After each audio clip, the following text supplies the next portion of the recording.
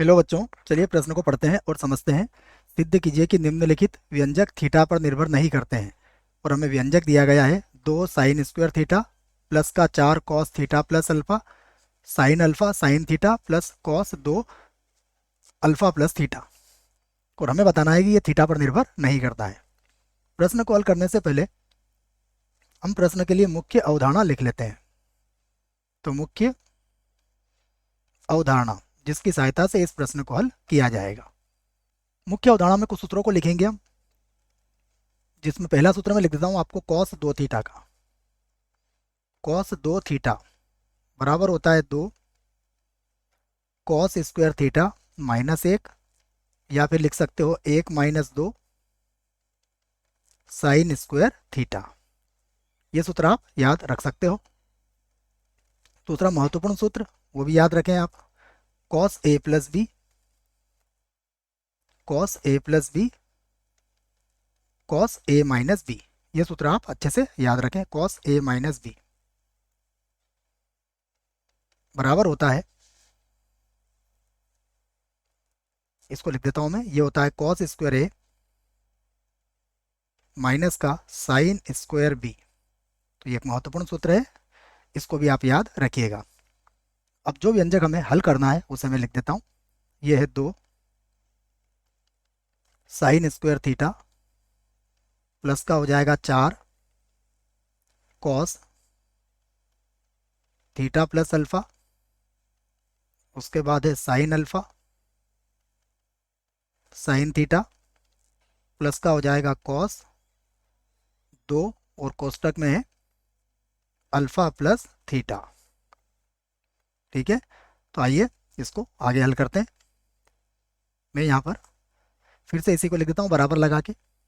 ये हो जाएगा 2 sin² थीटा प्लस ये हो जाएगा हमारे पास, देखिए अगर आप ध्यान से देखें तो मैं इसको इस प्रकार लिख देता हूँ 2, ये हो जाएगा cos थीटा प्लस अल्फा, ये हो गया, और इसकी 2 को इसके साथ लिख लेता हूँ बच्चों, गुणा 2, ये हो जाएगा साइन अल्फा और साइन थीटा।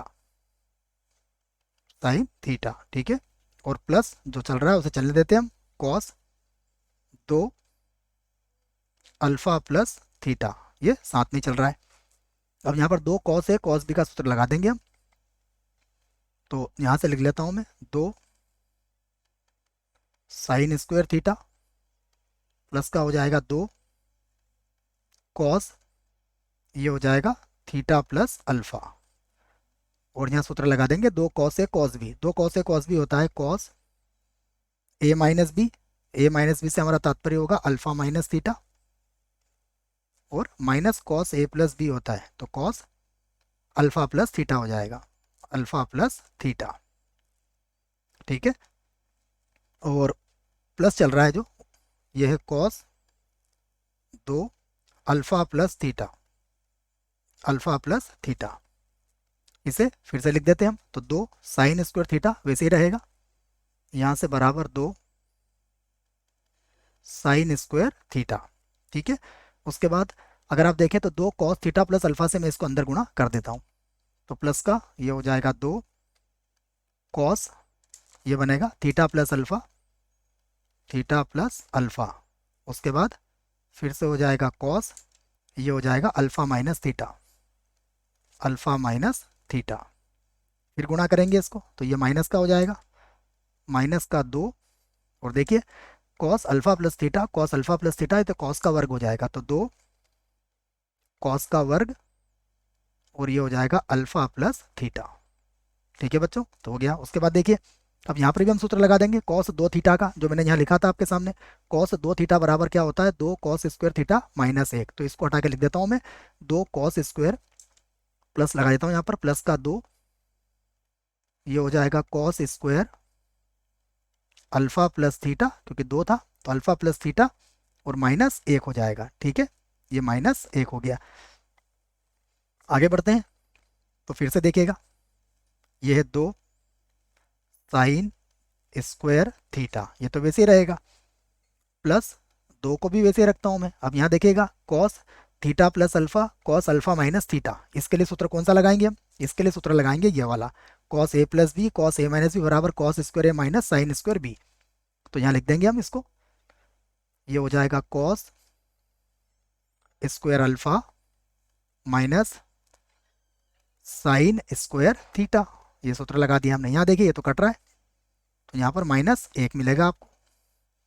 इसको 2 से गुणा कर लेते हैं, तो ये कुछ इस प्रकार हो जाएगा, 2 sine square theta, 2 sine square theta, plus का 2 से गुणा कर देंगे तो ये हो जाएगा 2, और यहाँ पर हो जाएगा कॉस स्क्वायर अल्फा, यहाँ गुणा करेंगे तो माइनस का 2, ये हो जाएगा साइन स्क्वायर थीटा।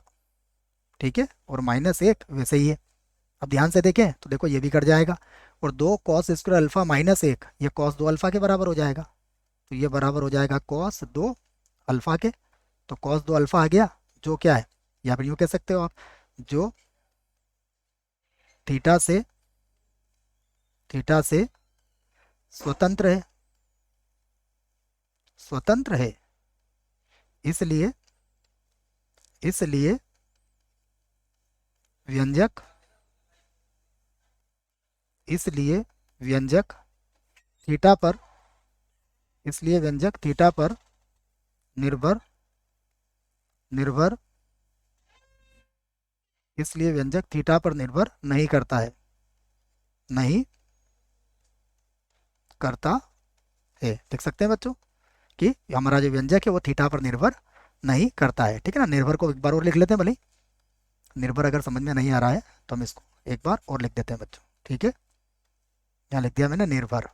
ठीक है, ये नी और निर्भर। ठीक है, यही हमें सिद्ध करना था। आशा करता हूँ बच्चों प्रश्न का उत्तर समझ में आया होगा। धन्यवाद।